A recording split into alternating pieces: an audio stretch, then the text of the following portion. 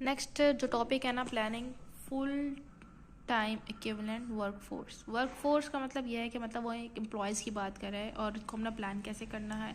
Full time equivalent क्या होता है ये हम पढ़ते हैं। देखो, कोई भी ऑर्गेनाइजेशन है ना, इसमें नंबर ऑफ़ आवर्स जो होते हैं ना डिफाइंड होते हैं। कि जैसे अगर हम नर्सिंग की बात करें तो हॉस्पिटल में हमें 24/7 अवेलेबल होना चाहिए, और जिसमें हमारे वर्क आवर्स होते हैं 8 आवर्स, जो कि 3 शिफ्ट्स में डिवाइड होते हैं। ठीक है, तो फुल टाइम इक्विवेलेंट का मतलब ये है कि हमें कितने घंटे हर हफ्ते काम चाहिए होता है, और उसको हम पूरा करवाने के लिए कितने बंदे रख सकते हैं। ठीक है, ये है एक रास्ता है to measure total work hours, कि हमारे पास काम करने के कुल घंटे कितने हैं, एक हफ्ते में हमने कितने घंटे काम करना है। ठीक है, अब उस काम को पूरा करवाने के लिए हम एक बंदा भी रख सकते हैं, 2 बंदे भी रख सकते हैं, 3 बंदे भी रख सकते हैं। ठीक है, नंबर ऑफ आवर्स को डिवाइड करने के बाद हमने जितने बंदे रखे हैं वो हमारी वर्क फोर्स है, ताकि हम फुल टाइम इक्विवेलेंट, वो हमारा full time equivalent full time equivalent वो वक्त है जिसमें हमने काम करवाना है, और जिसके इसके लिए हम जितने बंदे रख रहे हैं वो हमारी वर्क फोर्स है। ठीक है, अब वो कह रहे हैं combining part time roles to show how many full time employees को डू द सेम वर्क, कि हमने पार्ट टाइम रोल्स रख लिए हैं, कि हमने हमारे जो नंबर ऑफ आवर्स है ना उसको हमने डिवाइड कर दिया है। लेट सपोज कि हमें 24 आवर्स नर्सिंग केयर चाहिए, हमने इसको 3 हिस्सों में डिवाइड कर दिया 8 घंटों की शिफ्ट में। ये क्या हो गया, पार्ट टाइम रोल्स हो गए। और इसको हमें कितने नंबर ऑफ एम्प्लॉयज़ चाहिए, ऑब्वियसली हमने 3 हिस्सों में डिवाइड किया तो हमें 3 चाहिए, जो कि सेम काम करें। क्या काम करें, केयर प्रोवाइड करें। अब जैसे वो कह रहे हैं कि 2 पार्ट टाइम एम्प्लॉयज़ रख लिए हैं working half time, each might together be considered one might together, देखो इकट्ठे करने की बात कर रहे हैं, be considered one full time equivalent. Full time equivalent nursing organization में है भला क्या, 24 आवर्स, और उसको अगर हम 7 से मल्टीप्लाई करें तो इसको हम मल्टीप्लाई भी करके कर लेंगे। ठीक है, फिर हमारे पास वो आएंगे कि हमारे वर्किंग आवर्स पर वीक कितने हैं। और अगर हम 1% की बात करें तो हमारे जो आवर्स होंगे वो होंगे 8 को हम 7 से मल्टीप्लाई करेंगे, 8 7 ज़ा 56, मतलब हमारे 56 जो है ना एक वीक के वर्किंग आवर्स हैं। ठीक है, ये पर एम्प्लॉय है। और अगर हमने जो है टोटल देखना है तो इसको हम 24 से मल्टीप्लाई कर देंगे। ठीक है, अब वो बात कर रहे हैं, ये था हम, ये कंसेप्ट समझ आ गया हमारे पास। ये FTE वर्क फोर्स का मतलब ये है कि फुल टाइम इक्विवेलेंट कितने घंटे हैं हमारे पर वीक में काम करने के लिए, और हम पूरा करवाने के लिए कितने एम्प्लॉयज़ रख रहे हैं। तो ये है हमारा इसका मकसद। वो कह रहे हैं position are defined in terms of full time equivalent, one full time equivalent.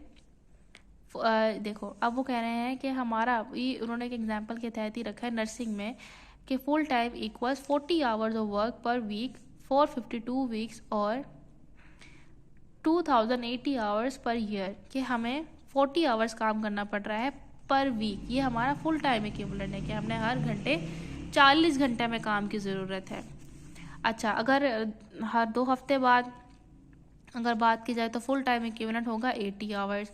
और अगर इसको कंपैरिजन करें for computational purposes, one full time equivalent can be filled by 1 person और अ कम्बिनेशन ऑफ स्टाफ, कि हाँ भाई हमें तो 40 आवर्स हमारा जो वर्क आवर है पर वीक हमें तो वो पूरा चाहिए ना। तो उसके लिए क्या है कि हम काम करवाने के लिए एक बंदा भी रख सकते हैं, और अ combination of staff with comparable expertise. अब जैसे उन्होंने कहा है कि एक नर्स जो है वो 24 घंटे काम कर सकती है पर वीक, और हमने 2 नर्सेज और रख ली हैं जो कि 8 घंटे काम करेंगी पर वीक। तो टोटल कितने आवर्स हमें चाहिए पर वीक के, 40। 24 + 8 इक्वल्स 40 आवर्स। हमारा जो गोल है फुल टाइम इक्विवेलेंट का वो कंप्लीट हो गया इस तरह से। Several methods are available for determining the number of full-time equivalents required to staff a unit 24 hours a day, 7 days a week. One technique incorporates information regarding the hours of the work of the staff for 2 weeks, average daily census and the hours of care. दूसरी technique में क्या है कि हम देखते हैं कि number of hours जो है ना 2 हफ्ते के लिए एक स्टाफ को कितने करने पड़ते हैं परफॉर्म। ठीक है, एवरेज डेली सेंसस का मतलब ये है कि कितने मरीज आ रहे हैं रोज़ाना, and the hours of health care. ठीक है, average daily census can be determined by dividing the total patient days by the number of days in the year. ठीक है, अब ये आ गया हमारे पास total patient days 949 0 divide by 365 equals 26 patients per day के एक दिन में हमारे पास कितने मरीज आ रहे हैं। ये कैसे हुआ? टोटल पेशेंट डेज के टोटल नंबर ऑफ पेशेंट पूरे साल में जितने आए हैं, ये उन्होंने यही बात किया है कि एवरेज डेली सेंसस ये है dividing the total patient days obtain from daily census counts for the year. Daily census count for the year मतलब कि हर दिन एक साल में कितने मरीज आए हैं, और ये 365 हमने डिवाइड कर दिया नंबर को, तो हमारे पास 26 पेशेंट्स पर डे आंसर आ गया। वैसे ही इन्होंने खपी डाली है, अगर ये हॉस्पिटल के रिकॉर्ड देखते तो एक दिन में इतना पता चल जाता, लेकिन हमें क्या चाहिए एक्यूरेट रिजल्ट्स के लिए एवरेज, क्योंकि किसी दिन ज़्यादा मरीज आते हैं, किसी दिन कम मरीज आते हैं, तो इसलिए हमने एक एवरेज रिजल्ट निकाल लिया कि एक दिन में 26 पेशेंट्स आए हमारे पास। ठीक है, उसके हिसाब से हमने देखना है कि नंबर ऑफ आवर्स हमें कितने चाहिए 2 हफ्तों में 80, और नंबर ऑफ डेज कितने हैं इसमें 14। एवरेज डेली सेंसस आ गया हमारे पास 26 पेशेंट्स पर डे। और ये किस तरह से कैलकुलेट किया था हमने देखा था कि number of patients per day in a year divided by total census 365 days था, और पेशेंट नंबर जो था हमारे पास 9490 था, उसको हमने डिवाइड कर दिया तो हमारे पास एवरेज डेली सेंसस आ गया 26। Average nursing care hours from patient classification system. ये हमने किस तरह से किया था? हमने नर्सिंग केयर आवर्स कैलकुलेट किए थे। वो हमने किस तरह से कैलकुलेट किया था नर्सिंग केयर आवर्स के? हमने जो है डिवाइड कर दिया था टोटल आवर्स को नंबर ऑफ पेशेंट के ऊपर, तो हमारे पास नर्सिंग केयर आवर्स आ गए थे। ठीक है, और ये है हमारे पास 6.15। ठीक है, अब उन्होंने फॉर्मूला बता दिया कि हमने किस तरह से FTEs कैलकुलेट करने हैं। एवरेज नर्सिंग केयर आवर्स आ गए, उसको हम स्टाफिंग पीरियड से मल्टीप्लाई कर देंगे, और एवरेज पेशेंट सेंसस से भी तीनों को मल्टीप्लाई करके number of hours in 2 weeks हमने जो डिटरमिन करना है उस पर डिवाइड कर देंगे।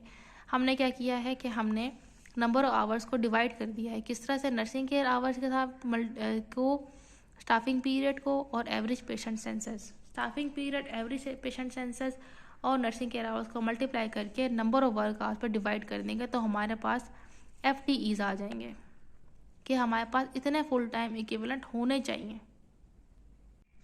हाँ जी, तो इसमें क्या है कि दूसरे तरीके में हम कह रहे थे कि अगर हमें नर्सिंग केयर आवर्स का पता हो और एनुअल आवर्स का पता हो, तो हम देख सकते हैं कि FTE किस तरह से होगा कि जैसे नंबर ऑफ आवर्स उन्होंने हमें दे दिए हैं एक साल में 2080 किए हैं, और टोटल नर्सिंग केयर आवर्स हैं हमारे पास 161, कि एक एम्प्लॉय ने एक साल में इतने घंटे काम किया है, और टोटल नर्सिंग केयर आवर्स 161 है। तो हम FTE किस तरह से फाइंड आउट कर सकते हैं कि टोटल FTEs कितने हैं?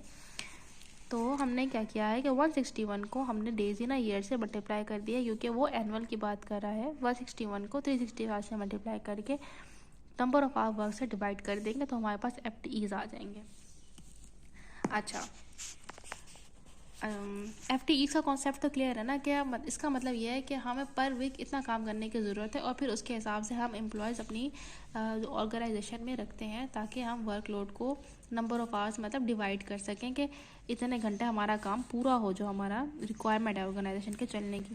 शिफ्ट, ये सारी वैसे बिजनेस वाली बातें और ये बहुत ज़्यादा ट्रिकी हैं, लेकिन एग्जामिनेशन पॉइंट ऑफ व्यू से ये इतना इंपॉर्टेंट नहीं है। बस हमें जो है ना इसके मेजर पता होना चाहिए कि हमने जो है ना FTEs का कॉन्सेप्ट लेना है, FTEs हमने किस तरह से कैलकुलेट करना है, और ये हम क्यों करें। इसका मेजर पर्पज़ यही है कि हमारे ऑर्गेनाइजेशन में वर्किंग आवर्स डिफाइंड होने चाहिए, और फिर हम उसके हिसाब से एम्प्लॉयज़ को अपने ऑर्गेनाइजेशन में हायर करते हैं कि हमें इतने घंटे काम चाहिए, हमारे पेशेंट केयर के हिसाब से हमें इतने स्टाफ की ज़रूरत है, ताकि हमारे जो है ना गोल्स को अचीव करें और एफिशिएंटली जो है ना हम वर्क कर सकें।